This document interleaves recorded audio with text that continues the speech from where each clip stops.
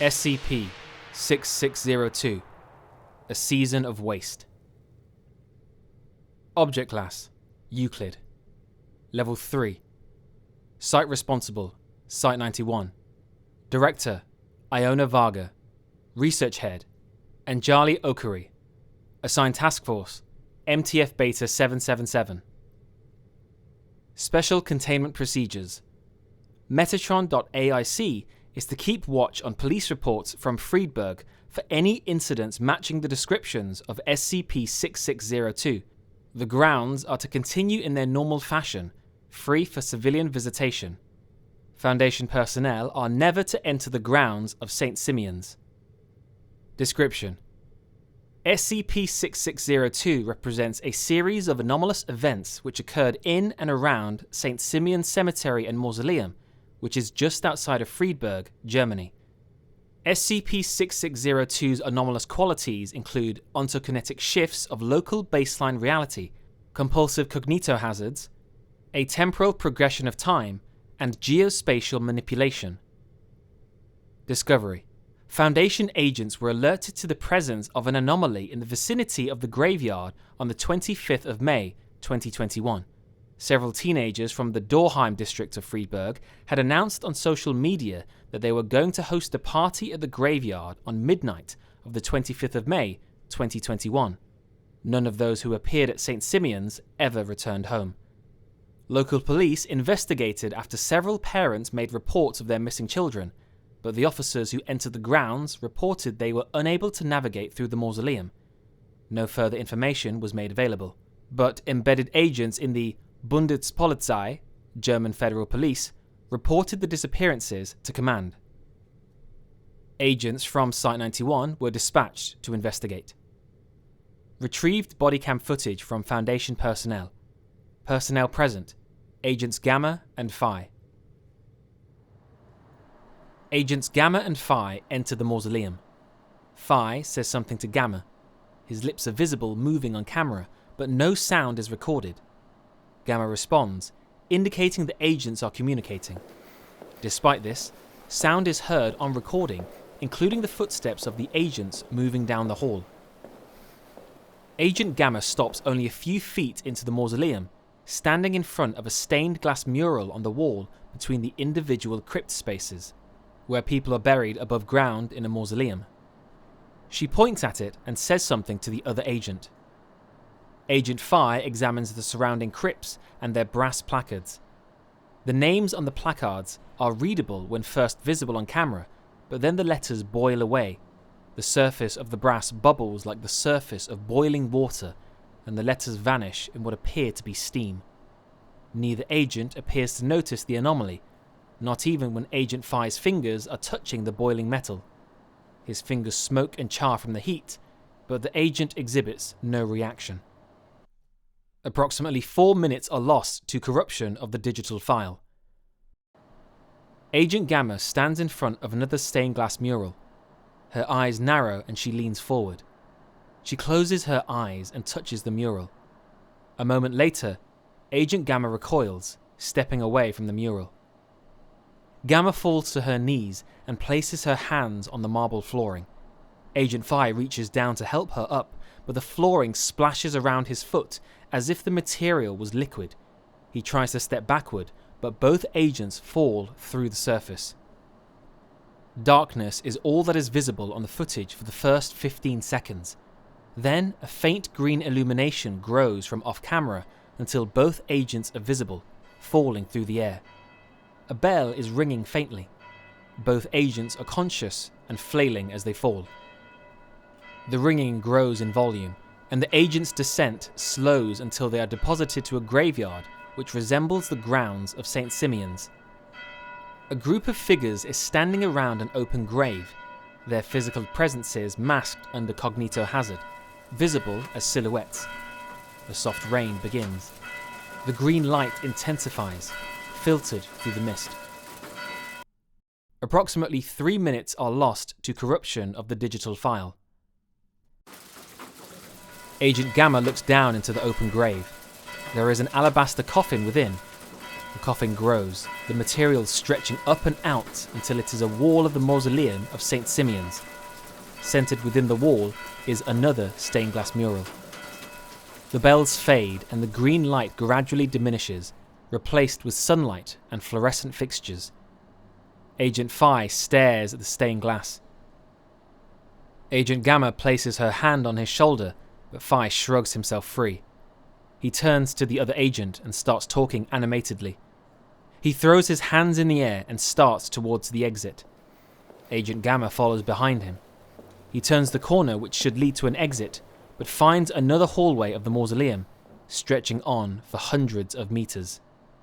Roughly 3 times the length of the mausoleum in reality. Agent Phi kicks a nearby bench. He turns to see Agent Gamma speaking. She is pointing to the placards. The names are glowing, the letters rearranging continuously. Phi touches the nearest nameplate and finally notices his fingertips are burned. His scream is audible on the recording. He falls against the crypt spaces, sliding down the wall while cradling his burnt hand. Gamma kneels before him and extracts a medkit from her pack. She sprays an antiseptic/anesthetic chemical on Phi's fingers.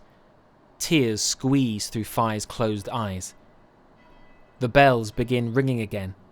Gamma stands and looks down the hall, her camera picking up movement from the marble of the walls as the crypt seals begin stretching out. Her attention is on the end of the hall, which is replaced with green light again shining through the mist which is filling the hall. The sound of stone grinding distracts Gamma as she turns to her left and stares at the wall, seeing the marble slabs stretch and part, revealing a new stained glass mural. Gamma takes a step closer to the mural, but is overtaken by the mist and green light. For approximately 1 minute, nothing is visible save the light. As the light fades, both agents are within a small room made of marble, roughly 3 meters square. Gamma turns and checks on Phi, who is still cradling his hand and has apparently not noticed their changed surroundings. A door materializes in one wall of the chamber, also made from marble, and 2 figures enter. One figure is impossible to identify, as they are an animate silhouette similar to those seen around the open grave. The other figure is a young girl, appearing to be in her late teens. The marble floors stretch and take the shape of a table with 2 seats opposite one another. The figures take seats. The green light rises in intensity until both agents shield their eyes, and the cameras cannot adjust to the luminance. As the light fades, the chamber has changed again, this time appearing as a small bedroom with a single bed situated under a window. The girl observed in the previous manifestation sits on the bed, her knees pressed against her chest, her head turned toward the window. Sobbing can be heard between the peals of the bells. On the ceiling is a circular stained glass mural depicting apparently religious figures. The religious figures emerge from the glass, manifest wings reminiscent of depictions of angels, and float down towards the girl. They take turns reaching into the girl's head and pulling small green motes of light free, then returning to the glass. The sobbing intensifies, but otherwise the figure does not react to the angel's actions. As the angels continue to pull motes of green light from her head, the girl slowly becomes obscured in shadows until she too is a silhouette. The last angel pulls a mote from the figure's head, and the light it is holding grows to blinding levels, obscuring the footage. Approximately 2 minutes are lost to digital corruption. The agents are in a new space, larger than before, but still constructed of marble. There is an old-fashioned covered well directly in front of them. A silhouette figure approaches the well, surmised to be the same young girl as previously witnessed. The figure drops a bucket, also made of marble, into the well and then hauls it up. The figure looks into the bucket and shakes it. The figure upturns the bucket, but it is empty. The bucket is tossed back into the well and hauled out again, and again it is empty. The figure stamps its foot and tries again. The small stained glass angels from the previous manifestation peer from around the inside of the lip of the well. Each time the figure draws the bucket back up, the angels tip the vessel so green glowing water flows out. The figure never notices this occurring. This continues 10 more times. The bucket is empty each time, until finally the figure throws the bucket to the ground and clutches its head. A bright green light from the inside of the well grows in intensity until the scene is no longer discernible. Approximately 1 minute is lost to digital corruption. Agents Gamma and Phi are within another chamber, resembling a hospital room. A silhouetted figure sits on a hospital bed, similar to the girl with knees pressed against their chest. The figure stares at the wall. Sitting next to the bed is another figure holding a clipboard. The figure on the chair is speaking, but although audible, the speech is not decipherable. The silhouette on the bed begins to scream. Agent Gamma reaches for the screaming figure, but Phi pulls her away and towards an open door. They emerge into the mausoleum, now returned to its original dimensions. The 4 teenagers who had disappeared at the outset of the investigation are huddled on the floor. One is weeping. They notice the agents and begin speaking and gesturing in a panicked manner, but their voices are not heard. The bells begin to lower in volume until they are silent. Agents Gamma and Phi gather the youths and begin proceeding towards the exit. Gamma stops before a final stained glass mural depicting herself, although much younger and dressed in armor and with angel wings. The agents lead the 4 civilians out of the mausoleum and across the grounds of the St. Simeon's. Foundation medical workers wait for the agents and civilians just beyond the border of the property. Agent Gamma turns to look back at the mausoleum. On the footage, a bright green light is seen from the entryway, emerging from within the building. It fades slowly. End log. Agents Phi and Gamma entered St. Simeon's grounds at 8:30 and returned at 8:32. The footage recovered from their body cams shows a timestamp of 29 minutes and 54 seconds. All further attempts to investigate by Foundation personnel resulted in similar manifestations as recorded by Agents Gamma and Phi. Scanning the footage allowed for facial recognition analysis. Records retrieved for the girl seen during the ontokinetic event match one Anna Muller, born 13th of April 1992, and died only months before the outset of the investigation. Foundation records note that Muller had witnessed an anomalous event when she was 19 years old and was administered amnestics, along with her whole family. 2 years later, there is another notation stating that she needed a second administration of amnestics due to re-emergent memories.